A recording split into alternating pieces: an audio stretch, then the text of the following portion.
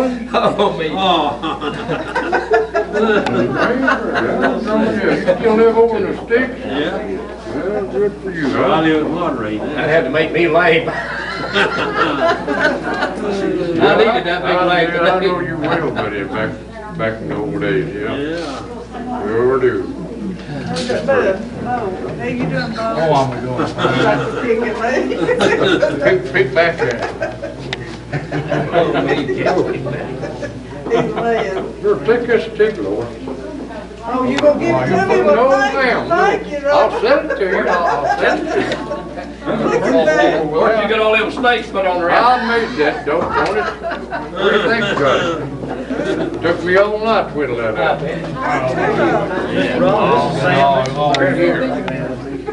I never get a chance to talk to you first. Sure. Well, he used to be. Are you getting along all right now? 230. Glad to meet you. Glad to meet you. I've seen I know all the facts, but I don't remember you. Well, you can hear some stories around here. Oh, yeah, I like to hear it. Hey. We got to fall into the loud. I don't belong better than there. I'm not glad to meet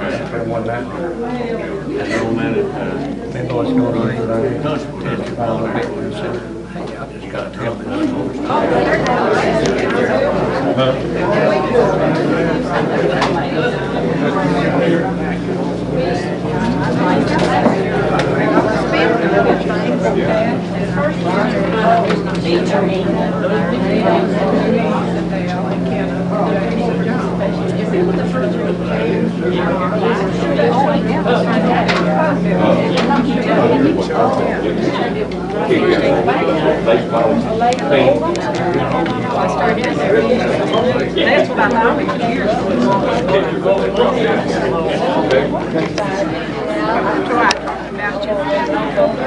I'll tell him again or so on the and I'm glad to show him, yeah. Raise one or raise three.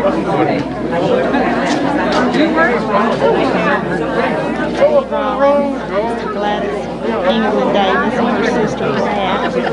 Miss Jordan.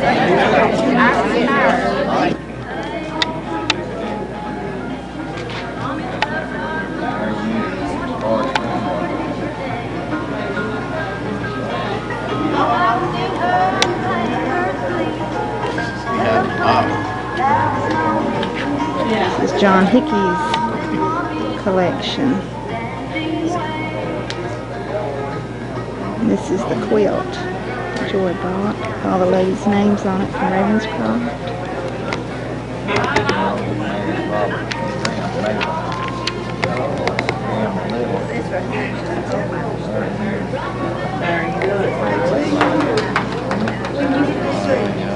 Captain Mountain I used on the Bar Mountain.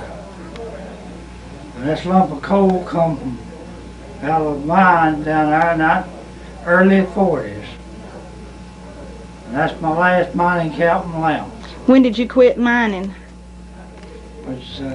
When you quit mining back in the 60s, I guess, when I guess it was, late 60s, I guess. Tell me your name. your name. Name's Thomas Jeffrey Rollins. And tell me how you light that lamp up. Sure how to light, how you take it apart and put carbide in it and show her how you light the thing and fill full of carbide. You had carbide in it on your flint like that, have a flint in here and light it. Mm-hmm. Take the bottom off and fill it full of carbide and this full of water. Water goes down in there and it makes a gas. And that comes. Load the bottom of it off. Oh. Okay. And it smoked like a freight train. Huh? And it smoked like a freight train. Yeah, smoked like a freight train. I used it at the house one time, set the curtains afar, working in the house. Set the wife's shades afar with it. I bet she loved that. Martha liked that, didn't she? Okay. So where that? Okay. And this is my daddy sitting there beside of me. Speed Rollins. Speed Rollins. Reed Rollins. You look at me. My brother-in-law, Arthur Lawson, bought this. This is a grease lamp. This come out in the early last century. They used it in the first part of this century, but not much. The carbide lamp come out later. And this used a low grade of oil. What do you call it, Levon? Napa, that used as Napa. well. Napa. Filled it in here. Didn't you put Napa in there? And it soaked this tube come up through there, and you lit that thing. Now it did smoke like a freight train. I don't see. I never did use one of these. Arthur Lawson bought it at the Ravenscroft Company store. He told me he was my brother-in-law, and he said he bought it in 1903. So they used them for several years after that. But I used a carbide lamp at Ravenscroft myself back in from 30 to 36. And this is a flame safety lamp. The name of it is a Wolf. And this is a fountain down here, and it won't set gas off. It's got a magnetic lock here. You can't take it apart in a mine. You fill this full of inflammable oil. You push this up, and you light it. That's got an igniter. That's called the igniter. And this is the bonnet. This globe. When you're testing for gas in the mines, you know, your roof might be as high as that. You get down here, you light that light and put a little small flame on it where it won't light down no fuel in it. But you get down here and you look at that you go up with it, And if that flame elongates or goes up, you have to ease it down because you got gas. That shows how much gas you got. A good man that knows how to use this thing can tell you exactly how much gas you got in the place. If you got enough to explode, or it's not enough to explode. Now, is it true that's the flame safety lamp? That gas wasn't a problem in these mines? Is that true? Gas wasn't no problem here. I never noticed any gas in these mines. I used this in Kentucky. This thing, but I'm donating. This was used in Tennessee at Ravenscroft. But I want that donated under Arthur Lawson. Okay. Not donated by Arthur Lawson. Used by Arthur Lawson. Okay. And donated by Speed. Okay. Okay. Now you know what this is. Yes. Wolf. And it belongs to the school here right now. Okay. Donated by Speed Rollins. At our 3rd annual reunion. And this, whatever. This was used by my brother, Tommy here. He didn't know that. Tommy, this is one of Tommy's caps. I swapped him a hard hull cap for it several years ago. And Tommy used this on the mountain, just the same as he did that in there several years ago. This one wasn't mine. I don't take no credit for something I don't do. So that's Tommy Rollins. Okay. And this, you don't know what it is. That's what you measure the flow of air in the mine with. You look, you this here sets the hands on it, and this here opens it up. Say you was in this room here, it was 12 foot high and 14 foot wide. And you take that area, put it down, and you check the airflow through here. You hold it with the air going this way, and you look at these hands here, and you hold it there a minute, and then you stop it. Then you take a pencil, and you take this area and mark it. It says 12 by 14 or whatever, and you add it to how many cubic feet of air you got going through that thing, and you add it up. It'll tell you if you got 16,000 or you might be out the fan where you got plenty of air. You might get 90,000 feet. That's per cubic feet per per minute. Mm-hmm. And that is an anemometer. I use that in the mines in Kentucky, but Now anyhow, it's donated to this school here. Why And, did they need to know about the wind or the air? Lee Vaughn, come over here and explain this more to Go ahead, her. I'll tell you. She can just Okay. put on pause. The Well, law let me requires- show you. I'll Law draw you required something. in the latter part of the early 60s and everything that there be at least 3,000 cubic feet of air at the face, and that there be at least 9,000 cubic feet of air in the last open break of the mines. And the foremen were given those instruments there to measure that, to abide by the law. And the first ones to use it was the mine inspectors. So was it for breathing purposes Yes, it was for to carry air? out the dust and keep Okay. the oxygen level and carry away gases. Mhm. In 1960, they declared that all mines had gas in them, Oh. regardless of where you could detect it or not, that coal had an inherent methane content to it. Okay. Okay. And and those people who use that, they consider to be more educated people because there's a mathematical formula and you could use it for teaching. It's the square of the area times the length of the air travel, therefore you get cubics, and that's Okay. the reason for cubic feet. Okay. Now, the reason I wanted that man in here, you just been talking to a mining engineer. He knows, I had a little engineering schooling, but he was engineer, chief engineer for a big company, even run the thing. And he brought me down here. That's the reason I wanted you to meet him. And I know he can explain this stuff, this anyhow. But I've used this more than he has, and that too. But he still knows more about it than I do. I used that thing there for about 18 years. Had to.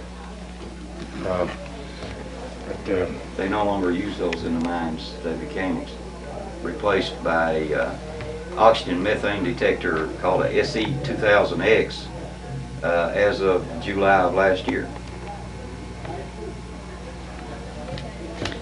They've got more modern ways of checking for this methane now. This is a methane detector, but you can also detect deficiency air. You know what deficiency air is? Black damp. The old miners called it. You might find deficiency air in their schoolhouse here. Right. But if you go down to where that oxygen gets below 21%, it gets down by a man can read this thing. He can tell, and he knows to get out of there. Well, black damp will kill you right quick, but of course, carbon monoxide will kill you quicker. But that black damp is nothing but deficiency of oxygen. When oxygen gets down to about 16%, a man can live in it, but he ain't gonna do no work. He might sit down and live in it, but now he can't go very far in it. And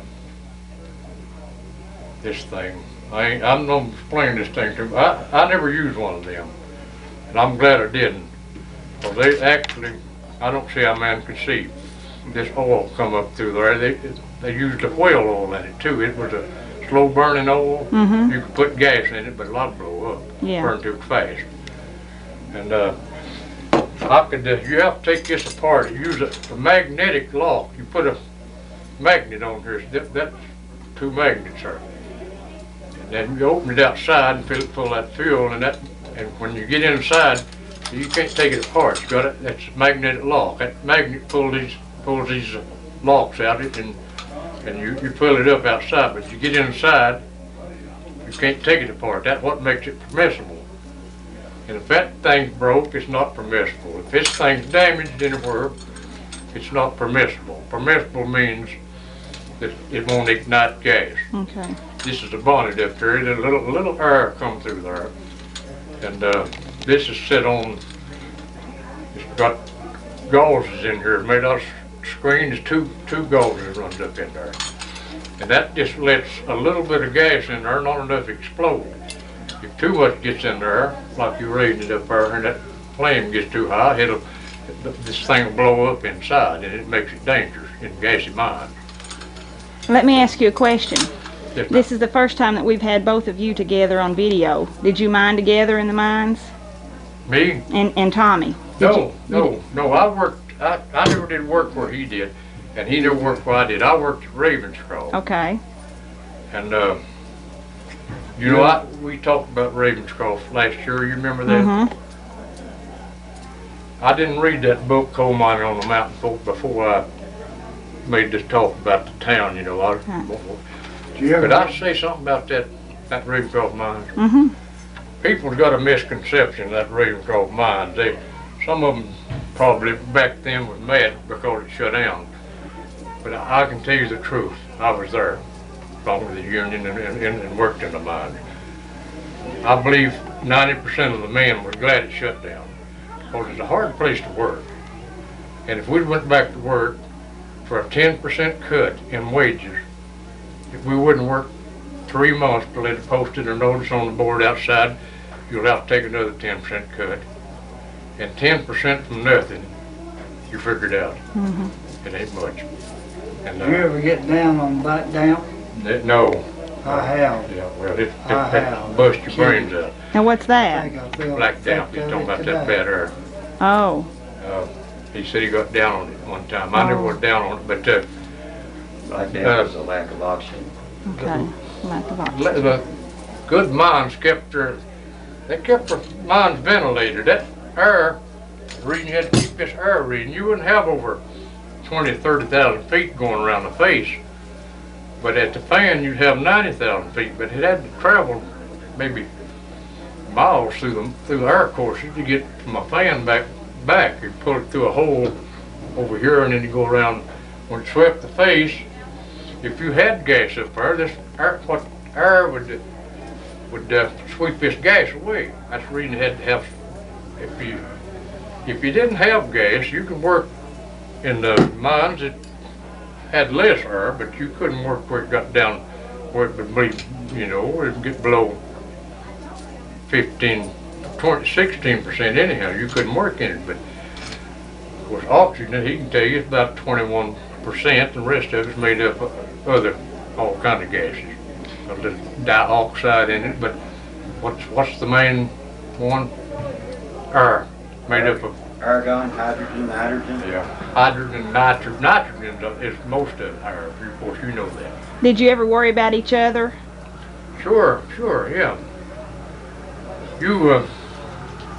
I happen to be a first aid man and a mine rescue man.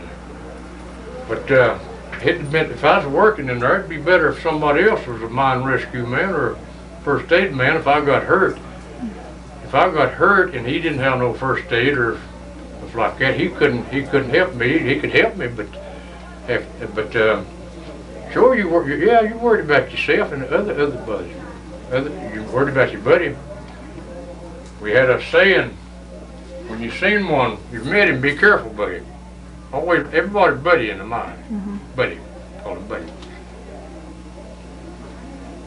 And, well, that is a hard coal. Tommy tried to explain it to you best you could, but you couldn't touch that with one of them augers in on that table. That's hard as a rock. And that came from which mine? Tommy said it come from his mines on the mountain. I know it did because I've seen it under So Bon Air. number 5 mines. That's close to the depot Okay. under the mountain. That's where his mine was. And that just come in streaks. If it was all like that, they couldn't have mined it because they didn't have nothing to drill it with. That's harder than the rock, but it will burn. When you worked at Ravenscroft, did you live in Bon Air? And you rode the... We rode Ben Welch's school bus. He hauled the miners to Ravenscroft morning, and his brother took this bus. Ben worked in the mines. I worked with Ben. And his brother take the bus at Ravenscroft and run to Eastland and run through out here and to Sparta. And I missed the bus. I went to work the mines when the old red schoolhouse when I finished 8th grade.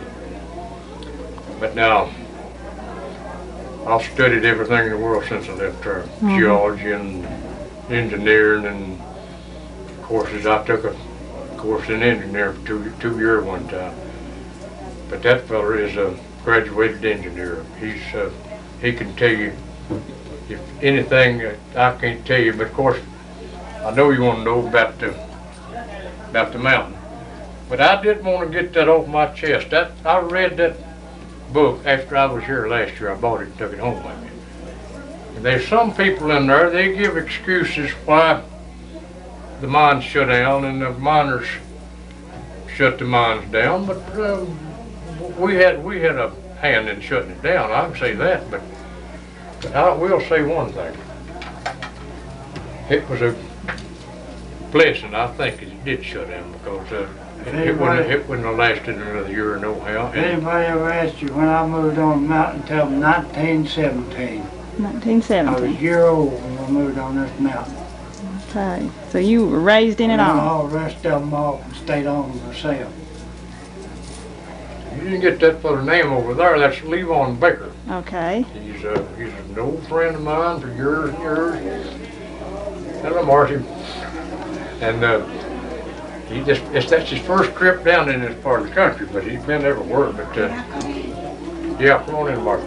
And me and him, if we're able, we'll be here next year. That's what I'd like to know. Have you enjoyed this? Huh? Have you enjoyed this? If Marcus Orange, my old professor buddy, would say immensely. And we aggravated him to death. He's about 84 years old and he's our buddy. We brought him with us, but he's making sorghum. So, well, yeah, last year, I'll tell you, was my day. I'll tell you, I enjoyed that till I've enjoyed the day. Yeah. Everybody you see. You're Speed Rollins. Yeah, I'm Speed Rollins. Who are you? I mean, you know why you enjoy that, and after they tell you who you are, that you know them, and you know, and you hug their neck, and you have to enjoy it. How old are you? I'll be 83 next month. Tommy, how old are you? 80. Hey. 3 years younger than Eddie. Tommy gets ugly fast. How old were you when you started working in the mines? Now, How old were you when you started working in the mines? well, I was married. Married?